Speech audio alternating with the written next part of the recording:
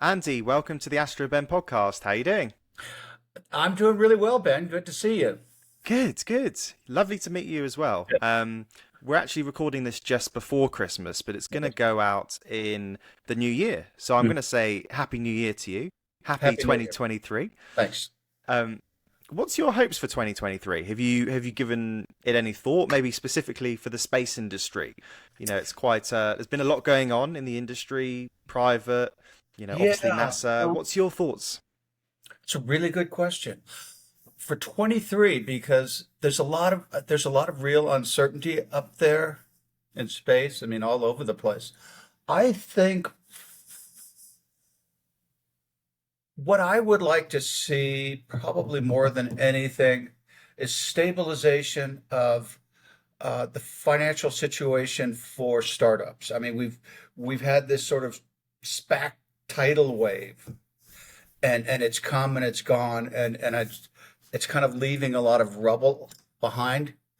And so I think some clarity on that. Um, yeah, I guess the other thing would be um, just the situation in Ukraine. I mean, it doesn't have a huge direct effect, but it kind of has an effect on anything related to national security space, and I guess I would like to see that settle out. Mm. Um, I would like to see one of the commercial providers, get back to the moon. Absolutely. Yeah, I agree with you. I think that has been a sort of a big impact of 2022, the Russian war. And especially with, international projects like the International Space Station, it does make it hugely relevant to the space industry in a real way. Um, but talking about going back to the moon, Yeah. obviously, the Artemis 1 went very, very well. I assume, did you watch that? Were you in Florida? Do you still go to the launches? Not so not so much. I mean that I did have one trip that coincided with a an earlier launch, and so I was going to figure out a way to get there. But one of the things I've learned by being in the space business for a long time, and I spent 10 years in the launch industry, um, never plan an event around a launch ever, because they launches just move. So no, I wasn't there. Um, I'm glad to see that it we got moving on that. I think that's going to be a huge source of uncertainty, probably over the next 4 years, 5 years, to see what happens with that, and mostly, what happens with SpaceX and Starliner. I mean, that's, Mm. and if you want to look at, there are a few really big sources of uncertainty, and that's certainly one, because if Starliner works and works anything like advertised, I mean, certainly getting to what Elon advertises is, I'll just say, implausible. But if you get to regular operations, or let's just say it launches 5 times a year, it changes everything, but in ways that are really kind of hard to figure out. So yeah, Artemis is going to be really interesting. I don't expect to see a lot in 21, I mean 23, excuse me, just because they don't have anything planned. Mm. I mean, the Yeah, biggest thing for Artemis in 23 would be a successful launch and return of the full up Starliner. absolutely. Well, I'm very excited about SpaceX. In the last episode, I chatted to Jared Isaacman. Obviously the Yeah. inspiration for Polaris Dawn. Um, Well, and it's that's another really, really interesting mission, and something to see in 23. Um, yeah, we can talk more about that if you want. Yeah. It really isn't space tourism is an interesting area, but ultimately, in terms of real impact on the long term, at least let's say the near to midterm ecosystem, it's not it's not a big market. I mean, it's maybe maybe 100, $200 million market. So that's not going to really move the needle when you're looking at potentially, a $1 trillion economy, which is another discussion. How much of that $1 trillion is really, how spacey is that $1 trillion, right?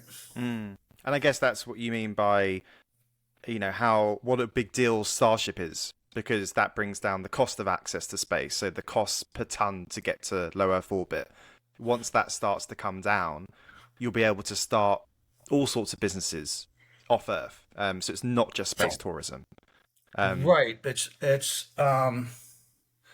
So the question of launch costs is an interesting one in Starship in particular, because Starship is so big that it literally, for a period of time, will so distort the market that I don't know what happens. I mean, just think about if, in literally 3 launches, Starship could launch the basic organic demand, if you will, of everything in space. There's a kind of underlying number, if you strip away the constellations for a moment, of about 450 tons a year that goes up there. And Starlink in theory could launch that in 3 or 4 launches. And so you kind of wonder, it's when you're taking things up in 150 ton boxes, how does that work once you get into space? I mean, it sort of makes sense if you're trying to launch an entire plane of satellites, but even then, it's the big, big, big rocket. Do you realize that if they launch 50 times a year, it would take roughly 3 years for Starship to launch as much mass as humanity has put into space since the beginning of time. It is that big, and so I think long term, having something that is that big, launching that often, could lead to real changes, but it would be a change in everything we do about space, which would be, it would look more like, trains going to warehouses and trucks going from warehouses almost in space. And the challenge is building the rest of that infrastructure, the warehouses, the trucks, everything else. It's not just simply, oh, now I can get things into space for $1,000 a kilogram instead of $4,000 a kilogram, and that everything transforms magically. You really have to see the transformation of the entire ecosystem, and that's going to take time. And that the question for something like Starship is, how long can Starship survive on, let's say, NASA launches or other things, and make money. I mean, recognize SpaceX has 10,000 employees. Last thing I heard from Gwen.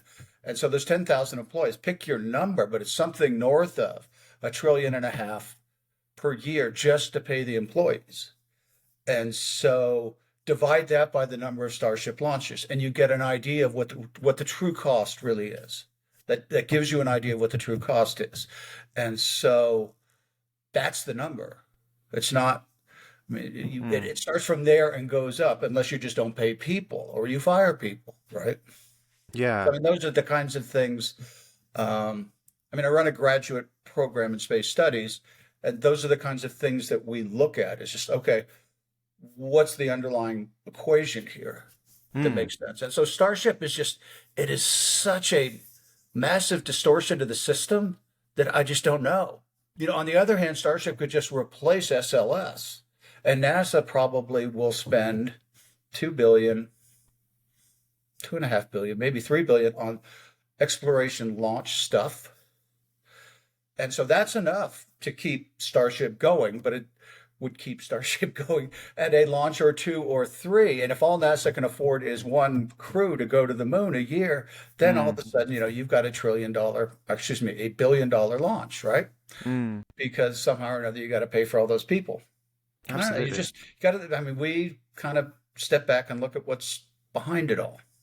Well, you've got a unique perspective on this, because your father was Buzz Aldrin, he still is, and anyone listening, probably assumes that anyway. So you've got a really unique perspective on the space industry and how much it's changed since 1969. What was it like growing up having Buzz as a father? And I'm sure you've been asked this so many times, but how has that affected your, how you see the space industry? Well, so the first thing is that when I was growing up, I grew up in Houston, where Yeah, you couldn't swing a dead cat in my elementary school without hitting an astronaut's kid. And so there were our house was at the end. We're at the end of a cul-de-sac, so we had this sort of triangular pie-shaped lot. There were five houses behind us. Three of them were astronauts. One of them was Alan Bean, who flew on the mission directly after my dad. So the upshot is space was just normal.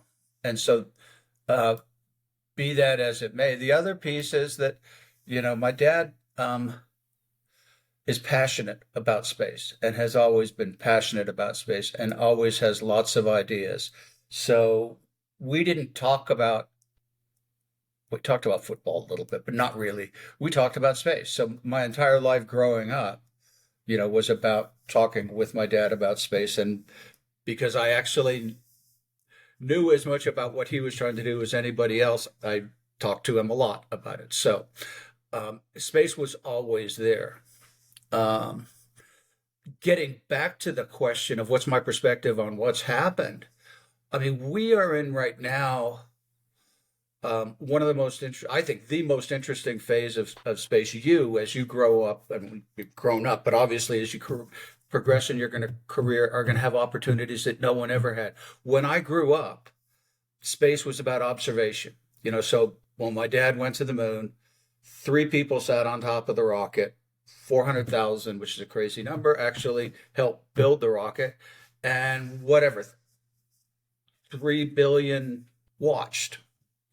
Today, that's kind of flipped in a way, in that we have programs that the Aldrin Family Foundation is sponsoring right now with schools, high schools, where they're building satellites.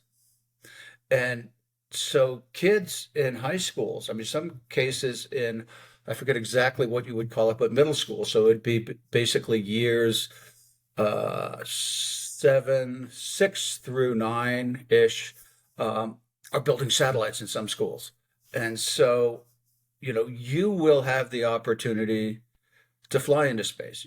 It's probably going to be a big chunk of coin for a while, but it's there. And so the cost of everything is coming down, not necessarily because of launch, but I think mostly just because of the miniaturization, that you can build a CubeSat for literally, hundreds of dollars if you actually look at the cost of the hardware going into it. So everyone who wants to is going to have an opportunity to participate in space. And I think that is honestly a lot more fundamental than any of the changes in technology or anything else, is that, space is not about just astronauts. It's about people. There are Yeah. kids in classes today that that when they grow up are going to apply for jobs on the moon. And it's not as an astronaut. I had one kid, when I started talking about this, come up to me and said, I want to be a barista on the moon. And I thought, that's astonishingly cool. But he's right. And in his lifetime, that could happen. So I mean, those kind of really fundamental sociological changes in space are, I think, the most important thing that's going on right now. And it's not by any stretch of the imagination a guaranteed thing. I mean, we were talking about Starship. If Starship it doesn't meet anything like the expectation, and ends up being $1 billion or launch, or $500 million or launch, um, that's going to make a difference. That's going to make a difference. Absolutely. So what do you think about space tourism? Because as you say, it's expensive to go at the moment. So you do see these missions and programs run by billionaires, and Mhm.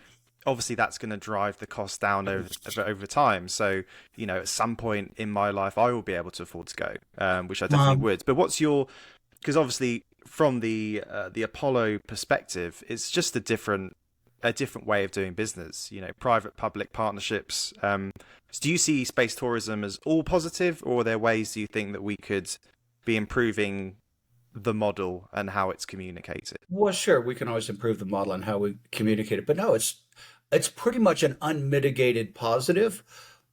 But if you want to talk about the degree of change, it's something that, again, you got to sit back and look at. As I said, you might be talking about 100, $200 million a year in an orbital tourism market over the next 10 years in all likelihood. It's just it's not the cost of getting people to space isn't, we've already talked about Starship. Let's just set that aside for a moment. But the cost of getting into space isn't going to come down that much further. So, I mean, it's a launch. If you got the launch vehicle for free, you would still you might be cutting 40, maybe 50% of the total cost to launch. You still have all of the people at the launch site. You still, as I said, SpaceX has got 10,000 people working for it. ULA is probably down to 2,500, but they've probably got another 3,000 working in various contractors that are in-house, if you will, at SpaceX. And those people do real and important work on engineering, on quality assurance, on launch operations. And so there aren't that many of them that actually work in the factory building rockets. And so if you just eliminate the production costs, you still got a ton of cost out there. So the cost of getting into space isn't going to come down that much. And even if, if a Starship is going to launch 20 people or maybe 100 people, you've still got to have some place to put them, and that's going to cost a lot of money. So I don't see it coming down hugely for orbital tourism. Suborbital tourism is another thing. I think that's a case where there really is going to be a much healthier market and demand at price points that lots of people can afford. So I could easily see the price points of those coming down, into, let's say, 50,000, 100,000 easy, 50,000 probably, maybe 25,000. And there you're starting to talk about what real people pay for vacations. I mean, not real people like you and me. I don't spend that much money on a vacation, but it starts. But you might want a deposit on a house, that kind of thing. Yeah, So it's so that will change things a lot. And I think, but even when you start getting to those kinds of numbers, let's just say you're talking about $1 billion a year market. It's not that the overall numbers aren't the kinds of things that are going to dramatically move the needle. So if you look at the space economy, let's call it $1 trillion economy, maybe 150 billion of that is actual hardware, launch vehicles, satellites, space hardware, real stuff that goes into space and direct space services. The rest of it is data that you get from space or services that you perform in space and things like that. The vast majority of it that we see in the future is data, mostly communications data. And just, okay. But I mean, that is dependent upon space. And then it is certainly part of the space economy, but it's not the hardware piece of it. And so when you're looking at 100, 200 million, even $1 billion, the 150 billion of hardware, that's a small percentage. And so the things that are really going to move the needle are going to be satellite constellations are obviously the huge gorilla, if you will. And there are questions about that market too. I mean, I think there's an awful lot of froth getting thrown around about the idea of direct satellite to cell phone coverage and getting a direct connection via your iPhone to a global star satellite to send out literally tens of bits is one thing. Getting hundreds of megabits to a phone is really, really difficult, and difficult in ways that are easy to understand. It's basically a function of power and the size of your antenna. And to get that much signal down to a antenna which is that small requires massive, massive antennas and massive, massive amounts of power. And to get it consistently requires lots and lots of satellites. And so that alone is one thing. But the bigger factor is this is not about space, it's about telecom. It's about the telecommunications market. And a bit of data doesn't care how it gets from someplace to your phone. It could get there via satellite, it could get there via fiber, it could get there via carrier pigeon. And what matters is the latency, the bandwidth, and all of these other things, the reliability of the network. And it's hard for me to imagine satellite communications ever competing effectively with fiber, with 5G. I mean, even as sort of nascent as 5G is right now, it will roll out. I don't know if we'll ever get to millimeter wave 5G in the next decade, but Mm. um, it will always provide better bandwidth in the zones where you can provide that. So space is going to be left with underpopulated areas, some of which will pay a huge premium.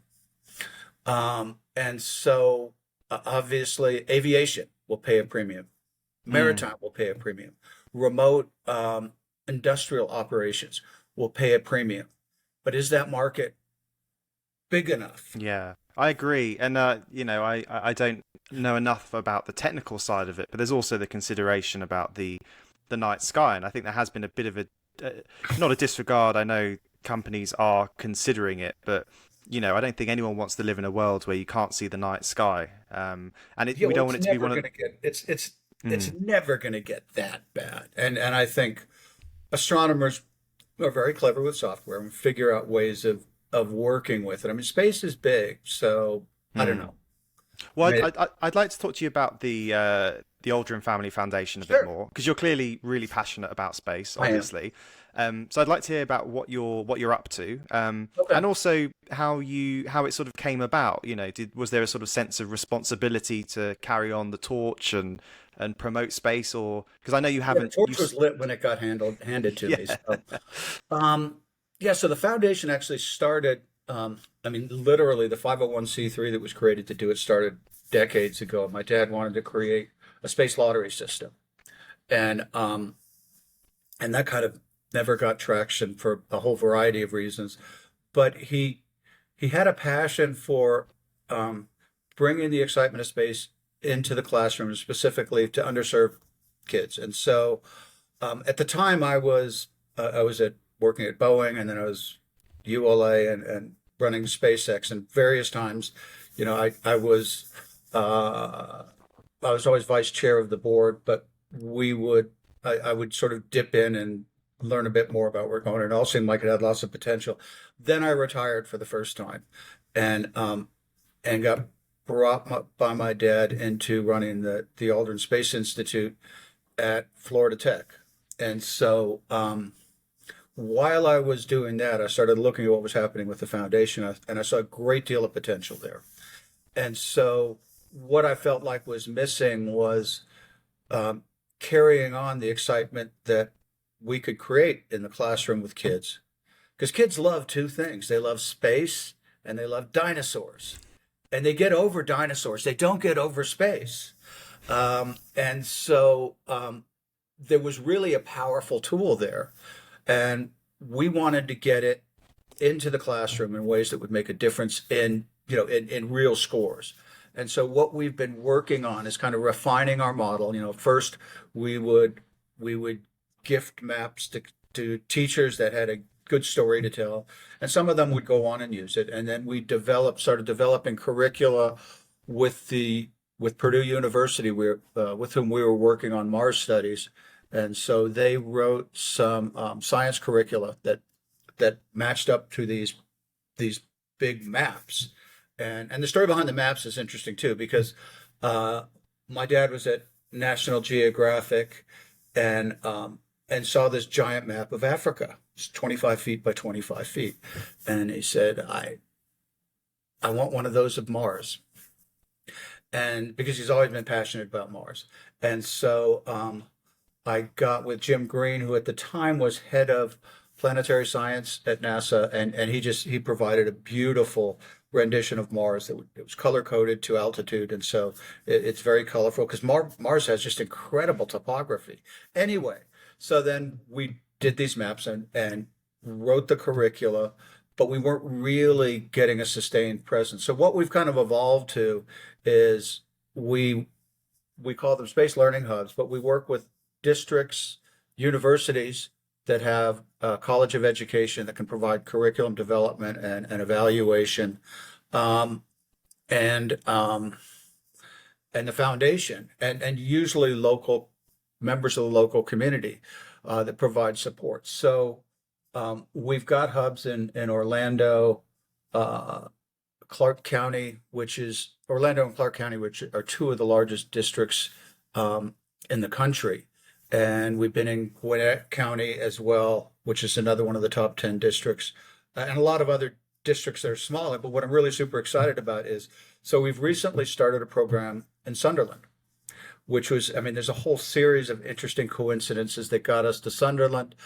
But so we are kicking off a space hub there with the city of Sunderland, City Council of Sunderland, Sunderland University, and the foundation, and we're looking for support for some foundations in that area. But we're really excited about Sunderland University is a great fit for what we're doing, because the best universities for us are the ones that that actually teach and teach locally, and it's not it's a practical university, which is very much about really getting underserved populations into universities, and excited about learning. And so that's all a great match. In fact, I just returned from there a couple of weeks ago. And this is Sunderland in the UK. I should just clarify for anyone who, obviously I'm familiar with Sunderland. It is, yeah. Yeah. It is Sunderland, maybe that would help, right? In the UK, yes. Which it's not unlike some of the places we've been in the US. There's some districts in South Carolina and North Carolina where we've worked with super low income and very diverse populations. And so, if we can find a way to make this work effectively in Sunderland, and we've been working with them. Actually, it goes back to pre-COVID. So we think we're really onto something there. And so over the course of the next 6 months or a year, we're going to be rolling programs out to, initially, I think it's probably I don't know, small double digits of schools. Let's say something between 5 and 15 schools in the area. But we hope to start rolling out broadly in that in the Northeast, and then start looking for other opportunities throughout the UK. That's UK is a fantastic. great place, It is. It absolutely is. except for the weather. But other than that, it's a great place. Well, I'm in Florida at the moment, and I'm looking at rain. So, Yes. Well, I just got back from the UK, and you were looking at rain there, but a different kind. yeah, a lot colder. How did you find the UK students? Because obviously, I grew up in the UK, and I didn't have the opportunity to go to space camp. There was no space camps, and I'm obviously obsessed with space. But did you find it was more sort of unusual to hear from the son of an Apollo astronaut? Is it because I think Americans, it's so sort of built into their their public consciousness of What's another we got to the moon, astronaut, right? yeah, There probably some of that, but I don't know. I try not to be aware, but what I will say is that the kids in the UK are incredible. I mean, so the first place where we got engaged is a school called Egglescliffe, which is in Eaglescliffe, and don't ask me how that worked out. But at any rate, it was kind of an interesting story. So without digressing too much, I will tell you this story, which is that the school has homerooms, and the homerooms are named after space figures. So there's a Gagarin homeroom, a Armstrong homeroom, an Aldrin homeroom, and there was a Collins homeroom, but they turned that into a cafeteria. So they wanted me to come out there for the 50th anniversary. And I said, well, no, we actually have a lot of stuff going on, but I did do I guess you'd call it a webinar with a bunch of people there, and it was really cool. But one of the things I did, this is, the Russians have a statement which says, "Moi длинный язык, my long tongue, my big mouth." So we're talking through things, and they talked to me about the homerooms, and they told me that they did have a homeroom named after Collins, but it was now a cafeteria. And I said, wait a minute, you can't do that, because Mike Collins was truly my hero. I mean, he was just such a grounded, wonderful person that was incredibly accomplished, and just a great guy, and his family is fantastic. And so I said, you can't do that. You need to have a homeroom for Collins. And they said, well, we're building a new building. We'll name it after Collins. I said, you do that and I'll come out there. and actually they got the U.S. Embassy to sponsor a trip, and so we went out there. All that is a long way of saying I got to interact with kids. This was 2019-ish, I think, and yeah, in fact, it had to be 29. No, it had to be 2020. It was early 2020, I think, or late uh, 19. At any rate, so I got to interact with kids there, and I was giving a talk that they invited parents to. So the audience was mostly parents, but a smattering of kids, a fair amount of kids. Anyway, so it's question and answer period. And some kid gets up and he's asking me about, and he's probably 9 years old. In fact, I know because he told me he was 9 years old. He's asking me about helium-3 on the moon. And I was just ecstatic that you've got a 9-year-old kid in the UK in Eaglescliffe, I guess, who knows about helium-3 on the moon. And two things. One, I just thought that was so cool, and that the kids here are really, really excited about space, and that their knowledge about it. The other thing was, what does a teacher do who doesn't happen to know about helium-3 on the moon when your kid comes in and says, what about helium-3? I hear that's going to revolutionize everything. And so part of the problem is educating the teachers. But one of the amazing things that was going on at Eaglescliffe is that the first time I went there, I said, there are kids building satellites in schools. And the next time I came out, I think it was a year later, they had contacted a local company. It's not far away. I don't know the English geography well enough to say, but it was a company called Ambisat, which is actually builds satellites. These are literally 1-inch cubes, not cubes, 1-inch wafers. Wow. Now, there are real challenges with how you get these wafers into space without creating space debris and things like that. But the fact is, they had kids that were understanding something about what you could do in space, coming up with notional missions for these things, and building. 2 or 3 kids would build one of these little chipsats, and notionally they would be launched, but they haven't gotten to that. But the point is, there you are in Eaglescliffe with kids which is a middle school, I think, at the highest level, building satellites. And so, I mean, that is one of the things that got me really excited. And I think it was on that trip that I was introduced to some people from Sunderland, and that's when we kind of started the relationship there. But yeah, it was, like I said at the very beginning, it was sort of an interesting set of circumstances, if you will, that kind of led me to that. Serendipitous. Well, look, it's inspiring to hear the work you're doing. Keep doing it, especially with the UK. If I can help in any way, I definitely will. Love to do that. It's been great to chat, and good luck with the rest of your work, and hopefully speak to you again soon. Okay, Ben. Thanks for having me.